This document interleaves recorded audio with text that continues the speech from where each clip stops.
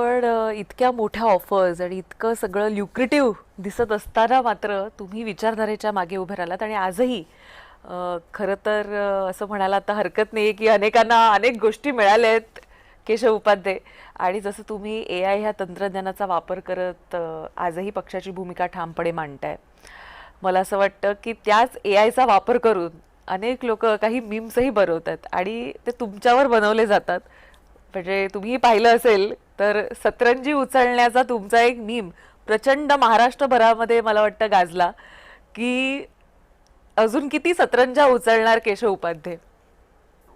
असं आहे की त्यांना जर लोकांना यातनं आनंद मिळत असेल तर तो आनंद मी का हिरावून घेऊ. म्हणजे माझ्या असं आहे की तुमच्या मांडलेल्या मुद्द्यांवरती खंडन तुम्हाला करता येत नाही. मी जे भूमिका मांडतो मग ती सोशल मीडियाच्या प्लॅटफॉर्मवर असेल, चॅनलच्या प्लॅटफॉर्मवरती असेल किंवा जे प्लॅटफॉर्म वर्तमानपत्रात नसेल, त्याला तुम्हाला मुद्द्यांनी मुद्दे उत्तर एकाला देता येत नाही. आणि मग एकच वाक्य मायावती सतरंजी उचल्या अमुक तमुक किंवा तुम्हाला काही मिळणारच नाही, यातून त्या लोकांचं आत्मिक समाधान होत असेल तर ते मी का हिरावून घेऊ. माझा उद्देश, जी भूमिका माझी पार्टीने मला भूमिका दिली आहे ती भूमिका व्यवस्थित मुद्देसूद मांडणं, जी माध्यमांची विविध मते माझी आता टाइम्स ऑफ इंडियापासून अनेक ठिकाणी कॉलम चालतात, मग चॅनलवरती मी असतो, सोशल मीडियाचे माध्यम आहेत. भारतीय जनता पार्टीने मला जी भूमिका दिली आहे त्या भूमिकेला अनुसरून ते काम करत राहणं, मतं मांडत राहणं, वैचारिक भूमिका मांडत राहणं हे माझं काम आहे. त्या कामानुसार मी ते काम करतो आहे. आणि त्याच्यानुसार जर लोकांना मला हे माझ्या पोस्टवर येऊन कॉमेंट करणं अशा पद्धतीने हा त्यांना आत्मिक समाधानाचा लाभ असेल तर त्याच्यामध्ये त्यांना तो मिळू द्यावा. मला त्यात दुःख त्यात काही नाही. नंबर 1. नंबर 2, अशा पद्धतीमध्ये त्यांच्याशी वाद घडणार. शेवटी ते काय त्यांना त्यांच्या पक्षाचे मुद्दे नाही आहेत, या ट्रोलर्सकडे बाकी काही विषय नसतो. मग अशा पद्धतीने व्यक्त होणं हेच त्यांचं काम आहे. तिथे मी वाद कशाला घालत बसू. त्यामुळे ठीक आहे, ज्याला जे म्हणायचं माझी भूमिका मी मांडली आहे, ती भूमिका जी जनता आहे ती पाहती आहे, त्याचा उपयोग भारतीय जनता पार्टीचा नक्की त्याच्यामध्ये काही ना काही एक खारीचा वाटा मी असं म्हणेन. कारण भारतीय जनता पार्टी नेतृत्व खूप मोठं आहे, खूप मोठ्या पद्धतीने विचार मांडले जातात.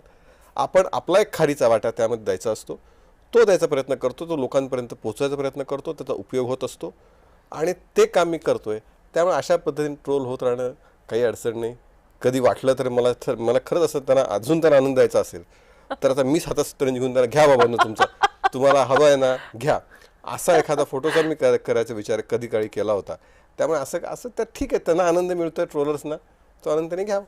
पण मला असं वाटतं की तुम्हाला काही मिळत नाहीये याची सगळ्यात जास्त जाणीव ही काँग्रेस आणि एनसीपीच्या लोकांना, म्हणजे आत्ताची एनसीपी इकडे आली म्हणा, पण तुतारीच्या लोकांना अधिक होत असते. असं आहे की त्यांचा हट्ट असतो की काहीतरी द्या यांना. असं आहे की त्यांचं शुभेच्छा प्रेम मनापासून असेल तर नक्की स्वागत आहे, त्यात शंका कारण नाही. पण मी असं नेहमी मानत आलो आहे की शेवटी संघटना ही आई असते आणि आईचं सगळ्या मुलांकडे लक्ष असतं.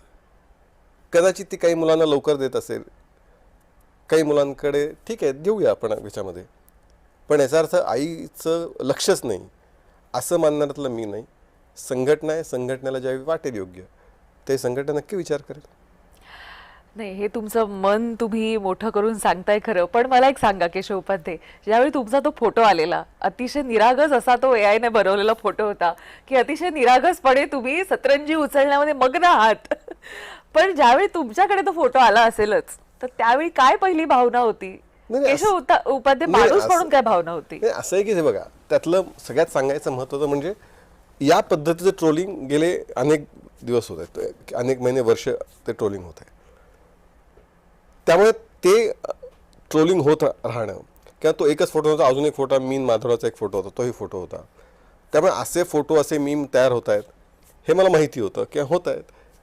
आता असं की त्याच्यावरती मी मगाशी म्हणलं सर, त्यावरती मी रिॲक्ट होणं, मी चिडून काहीतरी बोलणं, मी काहीतरी करणं. संघटना आहे, संघटना ज्यावेळी मी मगाशी म्हणलं की माझी भूमिका ही स्पष्ट आहे.